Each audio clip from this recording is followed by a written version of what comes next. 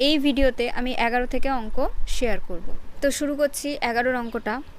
দেখো 11 অঙ্কে বলেছে বার্ষিক 8% হার সরল সুদে কত বছরে 600 টাকার সুদ 168 টাকা হবে হিসাব করে লিখি। দেখো আমি ছক তৈরি করে ফেলেছি। 8টা বলে দিয়েছে যে 8, পিটা বলে দিয়েছে 600, আই হচ্ছে 168, টি হচ্ছে কত। তো এখানে টি এর ফর্মুলা আমরা জানি, আমরা শিখেছিলাম 100 into I divided by P into R equals to 100 into I মানে হচ্ছে 168 ডিভাইডেড বাই পি মানে কত, পি মানে হচ্ছে 600 ইন্টু আর মানে হচ্ছে 8। এবার একটু কাটাকুটি করে ফেলি, দুটো জিরো কাটলো।